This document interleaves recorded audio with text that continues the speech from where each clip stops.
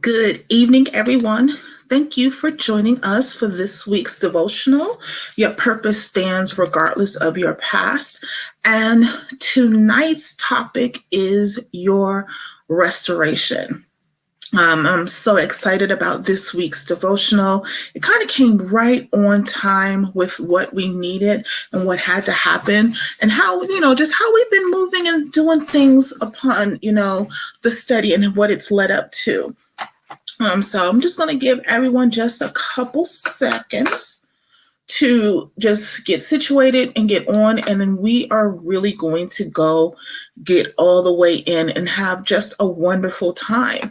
And for those who may have missed us on the first couple of nights, we'll definitely do just a little brief recap to get us for you to understand how we got to this portion.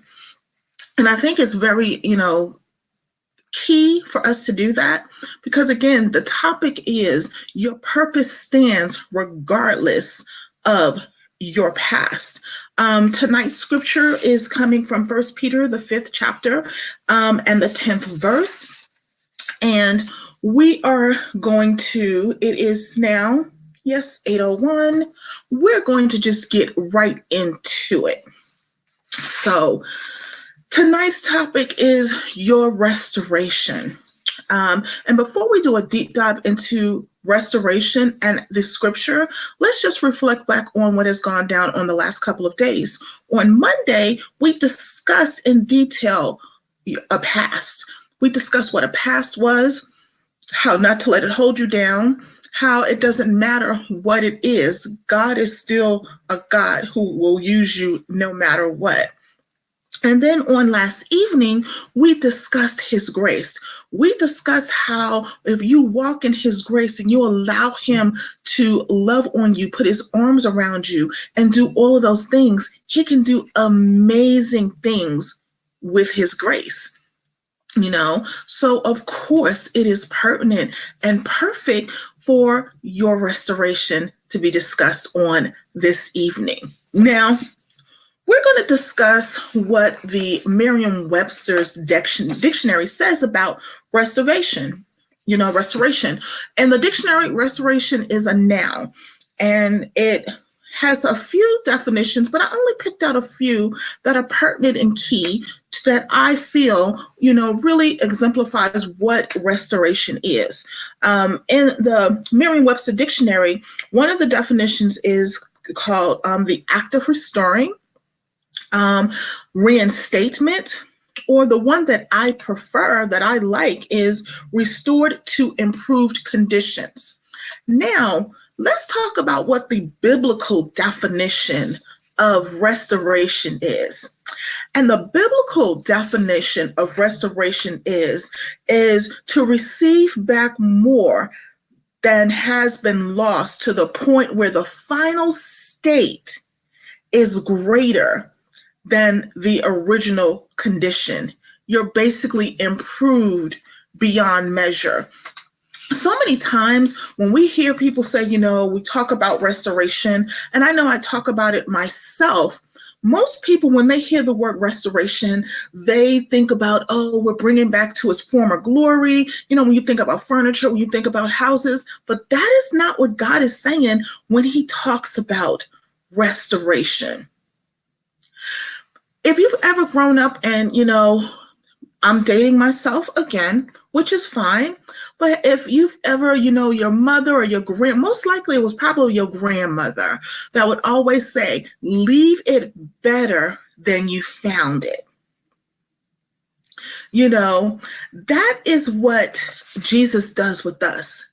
He takes tattered, broken, marked people and makes us better than ever before. When Jesus goes to work on us, we become unrecognizable to people who knew us before. And you'll see that happen because they're like, well, who are you? And I don't understand who this person is. And, you think you just all that? Because see, they're trying to grab at straws. They're trying to pull out who you were, but that is not how God works. When I share my story about, my abuse and the things that I've gone through and the progression and the journey, many people cannot believe that I was that person, that I was that bitter, angry person that was angry at the world, that was angry at God, and was trying to take it out on anyone and everyone. That was my position. That's where I was at with it. So when people see me now, when people see how I move and what I'm doing, they're surprised. They are utterly surprised at the fact that that is not what my story is now, and every time I tell them it was only, by God's grace and his mercy. When we have become so shattered and so broken, what happens in that process is that sometimes we have to be broken, we have to be shattered, because there are certain pieces and elements that have to fall away. So once you've accepted that you have a past, you've recognized it, and you're not letting it consume you, that's one part of the breaking process. It is breaking that mold, it's breaking what people think of you, it's breaking what you think of yourself. It is shattering it so that it can be pulled and culled through. And then you're accepting his grace. What that then does is that begins what I call the culling process. If anyone's into crafts and arts and crafts where you get broken, pottery and thing, and you make things, what do you do when she shatters whatever and you're trying to make something? You're going to pull the best pieces, the strongest pieces. And then even though you may have some, you're going to pair it with something else that's going to reinforce it. And that is what his grace does. It is the culling process. He is pulling out what is needed to strengthen us. He is pulling out what is our foundation. He's pulling out still what is the essence of us. And then he begins the restoration process. And when he begins the restoration process, he has taken all of those pieces that he has gathered over the culling process, and it can be a process. It's a journey. It is not going to happen overnight, but it's a journey. And so he is taking those pieces and he is putting them together.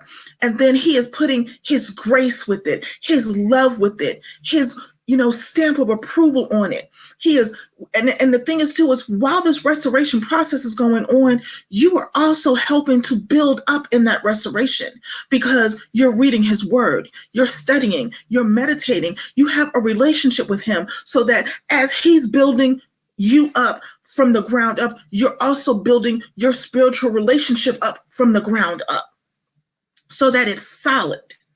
And so that you're able to move forward after he has built you and rebuilt you and put you back out there. You can then move forward because now you have a stronger foundation that you can do it with. And get it, it is bit by bit, piece by piece. So many times we run away from being broken, and that is what is necessary for us to get to the restoration process. I know many people say, yes, I just want to be restored. People say, I want everything that the devil took from me. And I'm going to give you a perspective on that. I don't want that stuff. Because if it was taken, there's a reason behind why it was taken. The reason, and because that means God has something better, bigger, more worthwhile, more sustainable. Because at that point, if it was allowed to be taken, it was interfering with your relationship with God. So I don't want what the enemy took from me, because what he took from me was actually in conflict with what God had for me. So therefore, I don't want anything back that was in conflict for what God had for me. I don't want it back at all. And so I know some people have looked at me like I was crazy, like, well, what does that mean? I remember when I lost, my house, and, some things fell through or whatever. And at the time, I didn't understand it. But years later, I understand that I put that above him. I put that above doing what I needed to do for him. I put it above my purpose. I put it above ministering. I put it above everything. And so therefore, he couldn't allow it to stay. And sometimes we give Satan too much power, because a lot of the things he didn't take from us, some of the things we just lost because of the circumstances or the consequences of actions that we did. Satan had nothing to do with it. So we have to stop giving him power with our mouth, with our words. He belongs beneath us. We are over him. That is what we have to understand. So therefore, when something is taken or we've lost something or it just fell by the wayside, we have to look at, was it interfering with what God needed us to do? And if that answer is yes, that was the reason why it went bye-bye. And so many things that I've lost, many of it wasn't even because I was putting it above him. It was because I was, reckless and irresponsible. That had nothing to do with Satan. Nothing at all. That was me being irresponsible. So in my growth period, in the restoration period, as him putting me back together, I began to realize that a lot of the things that I was going through was me. Satan didn't have anything to do with them. Now, don't get me wrong. When you really, really step up your game and really, really say whose you are, oh, he's coming for you for real. And it's not going to be, oh, I'm just taking your things. He's coming for you spiritually. He is coming to knock you out the box. He is coming to kill you so that you don't move forward in your purpose. But some of the things we blame him for, and it is not even him, and we're distracted. A lot of the things we got to take responsibility and accountability for ourselves. And we have to understand that even though we may be saved now, we still may have to deal with some of the consequences of things that we did back in the day. So that doesn't mean we're absolved from all, accountability. There are some things that just come back that it's time for you to face the music on because of the actions that we committed. So definitely, when you're building that relationship with him, he's going to show you these things. You're going to get those aha moments. You're going to get those opportunities to repent and move forward. Because you're going to know wholeheartedly that, okay, this wasn't the enemy. This was me acting up. This was me not doing what I needed to do. This is me trying to be, to put it all together. And again, like I've always said, I'm the queen of wanting to do it my way all the time, the queen of it. But I'm grateful to God that through my process, through my restoration, through him really putting me back together to a point where I can serve him effectively, I recognize that. And I recognize when he doesn't give me everything at once. I no longer get frustrated because you know what? He knows his child. And he knows I'll be trying to figure it out and I'll be done miss the small little milestones and the things to enjoy and to bask in. So just know when you're in that restoration process, you have gone through being broken. And then you know what? Even in the restoration process, there may be some things in your life that have to be broken again. Because you know what? A defect crept up in there. The glue didn't set right. Something happened where you have to re-break it so that those bad pieces can be pulled out, so it can be reconfigured. So being broken is a part of the process continually. But there's different stages of being broken. And your initial stages of being broken is basically putting it all out on the line, laying it all on the table, being just like, you know what? Here you go. And then the initial phases of being broken sometimes is just like things being left out, things being removed from you, hurt feelings, people being removed from your life. And it doesn't mean that you're an overall bad person, but it's a part of the process. It's a part of the culling process that you have to go through. You know, you might feel like your past have left you too broken to be of any use. I used to think that.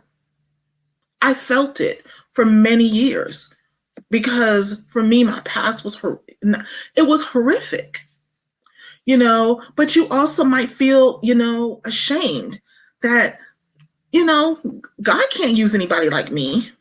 Why does he want to use somebody like me? And I'm going to tell you, you're not the only one that feels that way or has felt that way. You're not.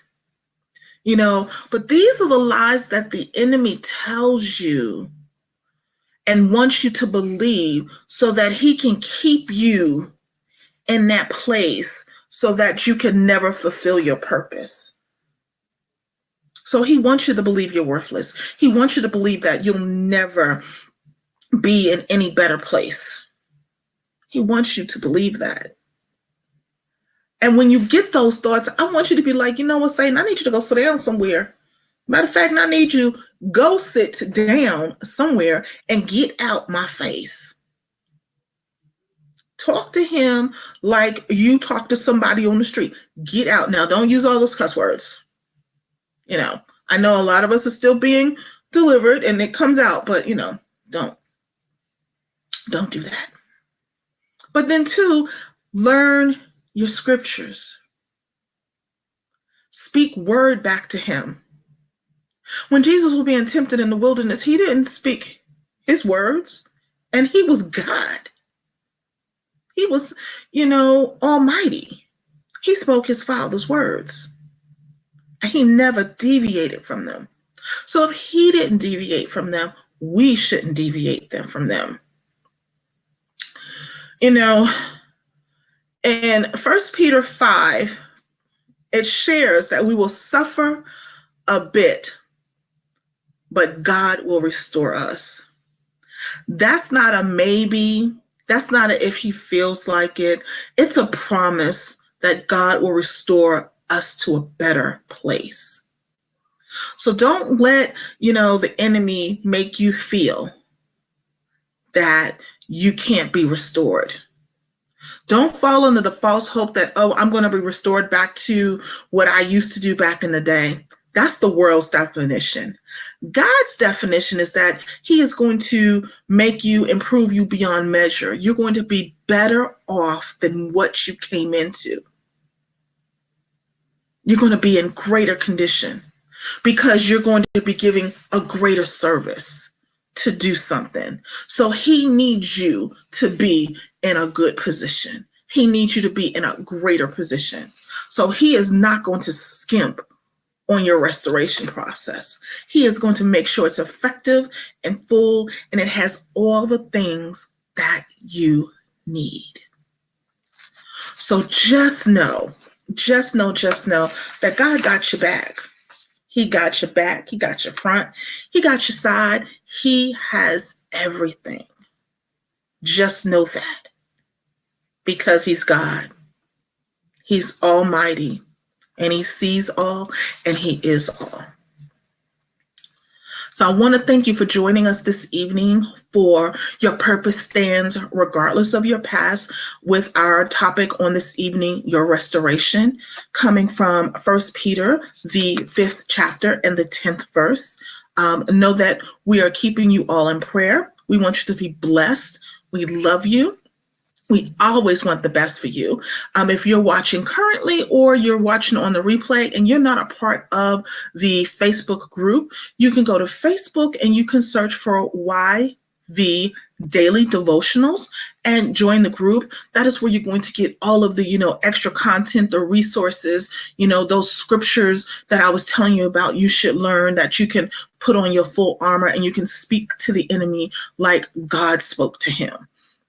So search us out, join the group. It's just the whole family. Come join the family. We would definitely love to have you. We will be on tomorrow evening at 8:15 p.m. So just remember, we'll be back on tomorrow at 8:15 p.m. Know that I love you. I want you to be blessed. Have a great evening, a great, great, great evening. And we will see you tomorrow evening at 8:15 p.m. Love you very much. Have a great one.